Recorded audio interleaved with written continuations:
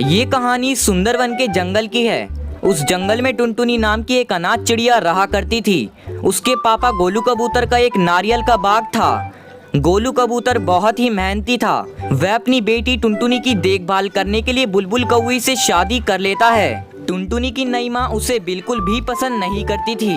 एक दिन वह टुनटुनी से कहती है, सुन ले टुनटुनी, तू घर का कोई भी काम नहीं करती है, बैठे बैठे मोटी होती जा रही है। इस घर में जब से मैं बिया करके आई हूँ बस दिन भर मैं ही काम करती रहती हूँ। माँ तुम बताओ ना मुझे क्या काम करना है, जो तुम काम दोगी मैं उसे करूँगी। ये ले पैसे और जाकर बाजार से सब्जी लेकर आ। ठीक है माँ, मैं अभी लेकर आती हूँ। टुनटुनी सब्जी लेने सब्जी मंडी चली जाती है। थोड़ी देर बाद जब वह सब्जी लेकर लौटती है तो सब्जी अपनी माँ को देती है। अरे टुनटुनी, ये क्या, तू इतनी कम सब्जी क्यों लेकर आई है? मैंने तो तुझे बहुत सारे पैसे दिए थे। लगता है तूने उन पैसों से अपनी पेट पूजा कर ली। नहीं माँ, आज सब्जी मंडी में सब्जियाँ बहुत ही महंगी मिल रही थी। चाहो तो तुम जाकर पता लगा लो। चुप टुनटुनी, तूने एक तो पैसे चोरी किए हैं और मुझसे जुबान लड़ाती है। आने दे तेरे पापा को, आज वही तेरा इलाज करेंगे। शाम को गोलू कबूतर जब घर आता है, जब बुलबुल कौवी टुनटुनी की शिकायत करने लगती है। देखो जी, अब इस घर में मैं रहूंगी या टुनटुनी रहेगी? क्या हुआ, क्या किया मेरी टुनटुनी बेटी ने? जब तक तुम मुझे कुछ कहोगी नहीं तो मुझे पता कैसे चलेगा? तुम्हारी चोरनी बेटी ने सब्जी से पैसे चुराकर चाट पकौड़ी खा लिया और मुझसे झूठ बोल रही है। नहीं पापा, मैंने कोई चोरी नहीं की। सचमुच में आज सब्जियां बहुत ही महंगी थी। इस तरह कुछ दिन बीत जाते हैं। बुलबुल कौवी टुनटुनी को घर से बाहर निकालने का कोई न कोई उपाय ढूंढने लगती है। एक दिन वह अपने सोने का हार टुनटुनी के बैग में छुपा देती है और फिर उसे ढूंढने का नाटक करने लगती है। वह शोर मचाने लगती है। टुनटुनी के पापा, मैंने अपना सोने का हार यहीं रखा था, वह अब नहीं मिल रहा है। हाय हाय, मैं क्या करूं? वह मेरी माँ की एक ही निशानी थी। अरे सुनते हो जी, इधर आओ जल्दी, तुम भी मेरी हार ढूंढने में मदद करो। बुलबुल कौवी का शोर सुनकर गोलू कबूतर वहाँ आता है।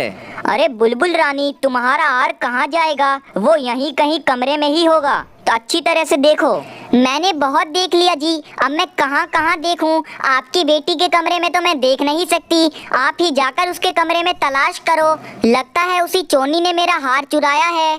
ठीक है बुलबुल, तू शांत हो जा, मैं अभी जाकर टुनटुनी के कमरे में हार देखता हूँ। गोलू कबूतर टुनटुनी के कमरे में जाता है। उसी समय टुनटुनी चिड़िया अपनी पढ़ाई कर रही थी। गोलू कबूतर के पीछे पीछे बुलबुल कौवी भी वहाँ आ जाती है। गोलू कबूतर हर जगह टुनटुनी के कमरे में तलाशी लेता है, लेकिन हार कहीं नहीं मिलता। जभी बुलबुल कौवी कहती है, अरे इसके स्कूल बैग में भी तो देखो, कहीं इसने अपने स्कूल बैग में तो हार नहीं छुपाया। तुम ये कैसी बातें करती हो?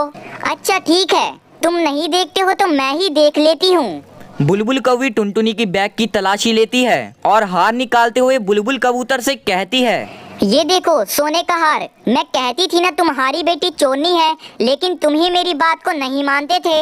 अब तो मैं इस चोरनी को इस घर में नहीं रहने दूंगी। ओ चोरनी, निकल मेरे इस घर से, तू अब यहाँ नहीं रहेगी। पापा माँ क्या कह रही हैं? मैं कहाँ जाऊंगी? माँ मैंने कोई हार को नहीं चुराया, पता नहीं कैसे ये मेरे बैग में आ गया। मुझे घर से मत निकालो माँ। टुनटुनी को रोते हुए देखकर गोलू कबूतर कहता है, बुलबुल ये बेचारी कहाँ जाएगी? अभी ये बहुत छोटी है, अकेले कहीं नहीं रह पाएगी। तो ठीक है, तुम अपनी चोरनी बेटी के साथ रहो, मैं अपने मायके जा रही हूँ।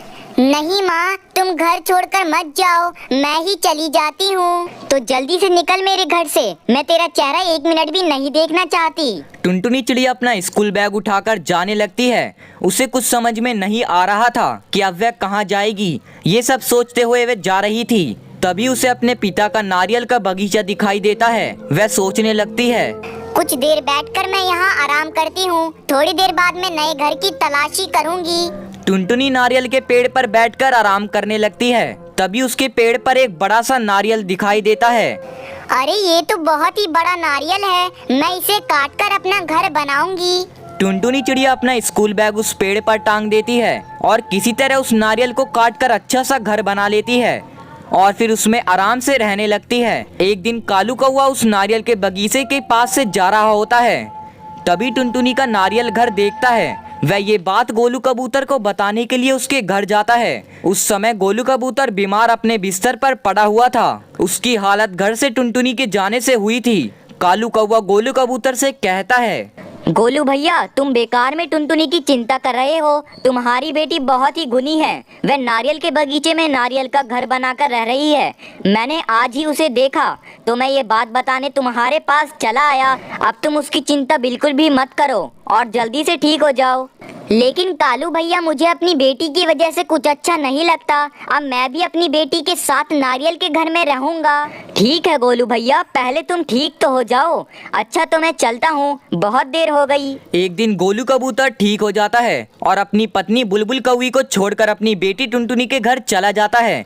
जब टुनटुनी अपने पिता को देखती है तो बहुत खुश होती है और उससे कहती है, पापा, आपने मुझे माफ कर दिया ना। मैंने कोई भी चोरी नहीं की थी।